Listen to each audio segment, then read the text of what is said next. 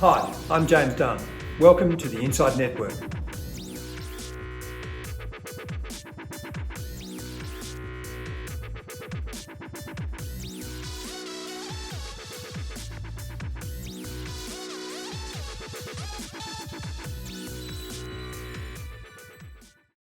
Welcome to INDepth, and today we're joined by Mick Wright-Smith, Joe Millward and Paul Nagy, founding partners of Epsilon Direct Lending. Epsilon is an Australian-based non-bank corporate lender and private markets investment manager. Good morning, James, and on behalf of the Epsilon team, thank you for having us. We're thrilled to be here. Mick, can you tell us a little bit about yourself and your background and what led to the foundation of Epsilon? Yeah, sure, James. I've been in lending for over 20 years, mostly to mid-market companies providing debt finance for growth and event-driven purposes. I had a good stint in the UK, lending to mid-market companies. About 11 years ago, I established the CBA's mid-market leverage finance team. And about 4 years into that journey, so about 7 years ago, I hired Joe and Paul to join the team. So we've all been working together for quite a while now, know each other really well, in the mid-market. What led to the establishment of Epsilon was essentially our customers. So we've got a long-standing customer set in the mid-market, both private equity sponsors and corporates, mostly privately owned, family-owned businesses in the mid-market.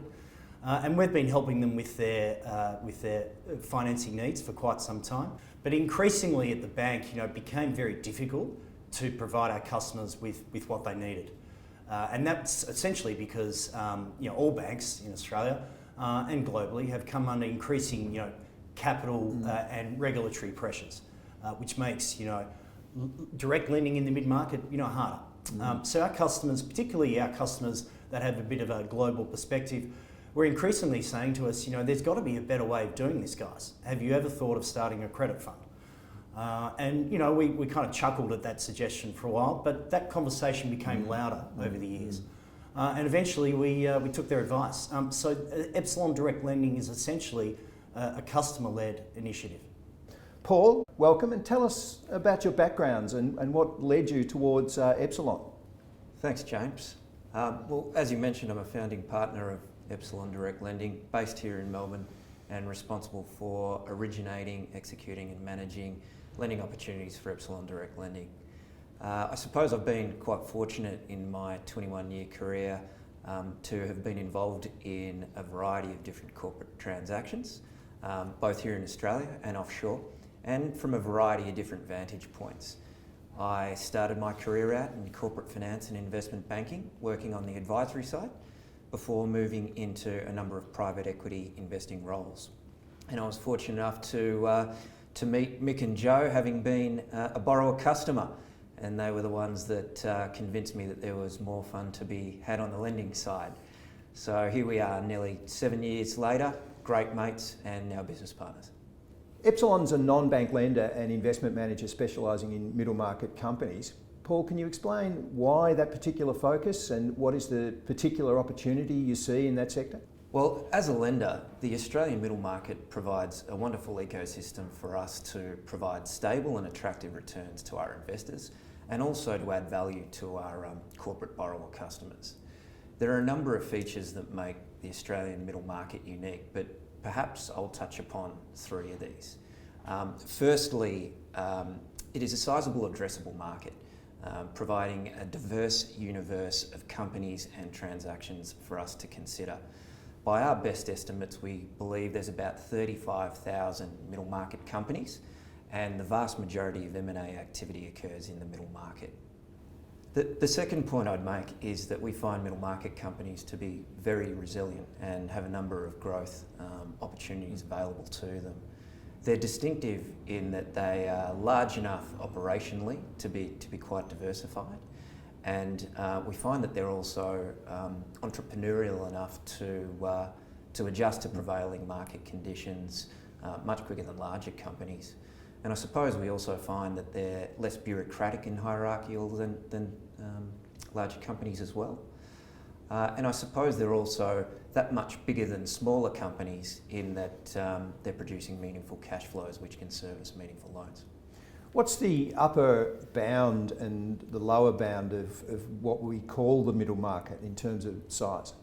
So we see the middle market being companies turning over annual turnover anywhere between 25 to 500 mil and are typically producing annual free cash flows greater than $5 million. The last point that I'd make is that the demand for growth capital by middle market companies by far and away exceeds the supply. Joe, tell us a bit about yourself and your background and what you did before Epsilon. Yeah, thanks, James. I'm from the UK. I started my career in private credit funds management all the way back in 2001. So I got to see the evolution of the private credit markets in Europe, and then I moved to Australia in about 2010 and spent quite a lot of time overseeing corporate loan portfolios. And so the combination of experience in private credit in the UK through the GFC and then my time in Australia has meant that I get to spend quite a bit of time in and amongst restructurings and helping companies through transactions. So with that background, the unique look at UK and Europe and now Australia, is the Australian private lending market as sophisticated as other offshore jurisdictions? And do you think that there are more or less opportunities in Australia than in those other places? I guess it depends on what you mean by sophistication. That can mean different things to different people, good and bad. I think offshore is definitely a lot more established. It's been around for a lot longer. And what that means is Australia's supply-demand dynamic is really favourable. It's not a saturated, well-established market. It's really in its infancy of its evolution compared to the US and Europe. And so in the US, for example, right now, even outside of the broadly syndicated loan markets, direct loans are hotly contested. Covenant-light loans in direct lending in the US and Europe is a common feature now. And we just don't see that in Australia. And so that means, I guess, that the benefits of investing at this point in the evolution of the Australian market is that we're capturing a real premium due to the supply-demand dynamic, the withdrawal of the Australian banks and the emergence of non-banks in our space. Mick, just how saturated is the private lending space? And I suppose within that, what is the key differentiator that separates Epsilon from its competitors, whether they be bank or non-bank? Yeah, sure, James. So the good news is that the Australian credit market, private credit market, is far from saturated. Different story offshore, but Australia, really, the private credit market is in its infancy. Let me demonstrate that with some data points. There are about $1 trillion of corporate loans in Australia, and at the moment there are less than 20 private credit managers, in that space. It is still very much a bank-dominated market, corporate lending in Australia. Contrast that with the ASX, which has a value of a bit north of $2 trillion, depending on the day of the week. In that space, of course, there are literally hundreds and hundreds of managers of domestic equities in Australia. So yes, there's a lot of room to go in private credit in Australia. Not that many managers. And just drilling down a bit further into our space, which is mid-market direct lending. Well, there are very few, if any, private credit funds that concentrate on middle market direct lending. And the reason for that, James, is that private credit funds, when they come into this market, they tend to go for the loans that have the lowest barriers to entry. And they tend to be real estate loans, property lending, and the syndicated loan markets, because those two markets tend to be intermediated by brokers and by arranging banks, both domestic banks and investment banks. So accessing those loans and structuring those loans, people generally do that for you in those two spaces. In mid-market direct lending, no one does it for you. You've got to do it yourself. So it's actually hard work. So there's very few private credit funds in our space right now. The second part of your question, James, was what differentiates us. The main thing that differentiates us in our space is our time in the market. So we've been working in mid-market direct lending for a long time. And that gives us two things that are absolutely crucial. That gives us access to loans. So you need to have deep relationships with borrowers, both with financial sponsors and with corporate borrowers. in order to find the loans, because they're not given to you on a plate by brokers. So that's number one. Number two, you've got to have the specialist skills to structure those loans appropriately. And given that we've had time in the market for so long, we've got those skills to get the outcomes that we need for our investors.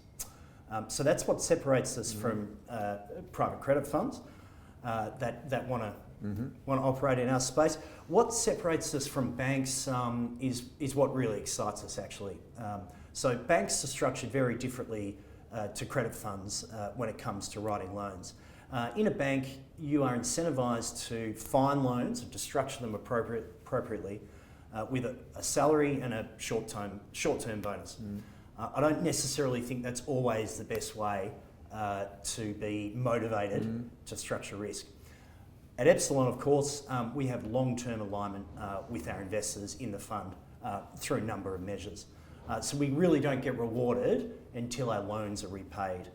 So that kind of difference in structure, incentivisation and alignment is what really sets us apart at Epsilon from the banks. And Joe, what do you really look for in a company before you make the decision to lend? And I suppose the flip side of that question obviously is what's just a glaring red flag in that process that leads you to say no? Yeah, so what we look for is pretty straightforward. It's sustainable, predictable cash flows. And so when you think about businesses that offer that, you don't want to bank startups. You don't want to bank kind of businesses that have volatile cash flows. They might be great businesses, but not for our type of loan product.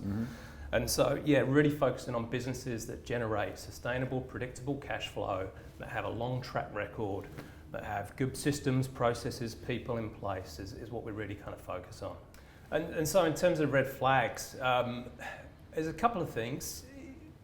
Sometimes in middle market businesses, you have tremendous founders of the businesses that have grown the business to a sufficient scale that we can support them through the next stage of growth. But sometimes they haven't kind of let go and haven't put in place, a CEO, a CFO.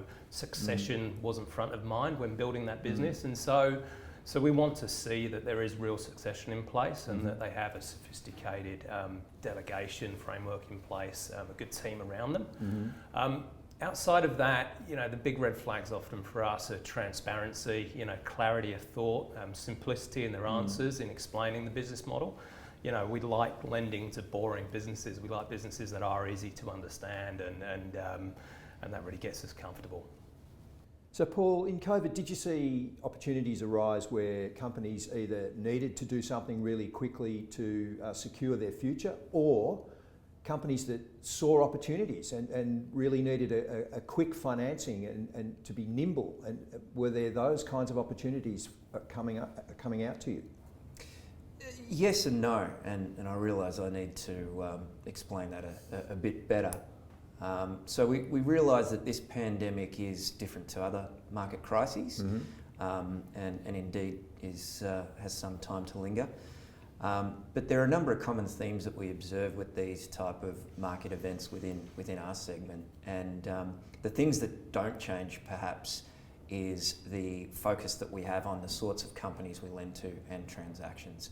So direct lenders such as ourselves that are providing senior loans typically focus on companies that are operating in non-cyclical industries and growing industries. So these industries tend to be less affected by the pandemic than others. Regarding new lending opportunities, M&A volumes and buyout volumes declined initially, but they've rebounded. And also, when you think that senior secured loans are the first port of funding for many middle market companies, we really do see good lending opportunities in all market environments. Now, in terms of what has changed, James, we've definitely seen a re-rating of risk in the transactions that we're looking at, which has led to improved pricing in terms and conditions. And in some instances, that's resulted in anywhere between 150 and 300 basis points for equivalent transactions. Mick, can you give us an example of a particular lending success story that springs to mind? Well, that's a really tough question, James, because there are lots, and it's kind of like picking a favourite child or a favourite nephew or something. Look, in general, I would say that, you know, the success stories in mid-market lending, they're not the kind of 10-bagger investment stories that make the press. Mm-hmm. The success stories in our space are actually pretty boring to most people. They're companies that have steady earnings and pay us back our money. Mm. That's a success story. But that said, you know, we tend to go for companies that have very steady business models, that have very defensive characteristics. Mm-hmm. Look, if I had to pick one example that sort of demonstrates, you know, that kind of strategy and success, a company called Team Moto comes to mind, now known as Motorcycle Holdings. So back in 2011, Team Moto were looking to expand their smallish mid-market business from their Queensland base and increase their footprint and earnings. And as the name suggests, Team Moto sells motorbikes and all things associated with motorbikes. And they found an equity partner in the Growth Fund, then known as Archer Growth Fund, to help them do that. And then I came on board and helped them with debt funding to help them expand.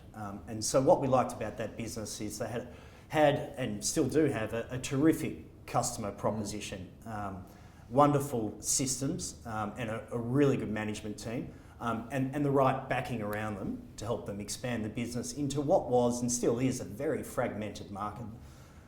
So I got involved with the company in 2011, provided them with debt funding to help them realise that ambition to expand their business. And 5 years later, they had doubled their earnings and their revenues.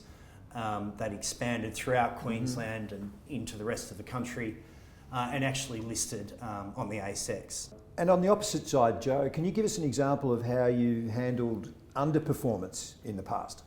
When you're faced with that spell of underperformance, the first thing you have to do is focus on really good, open, transparent communication with the borrower customer. Understanding, you know, what it is that's motivating them, what's led to that period of underperformance, and then turning that into a really specific, detailed plan and understanding how you can help them in fulfilling that plan. Thanks, Joe. Thanks for your time. Thanks, James.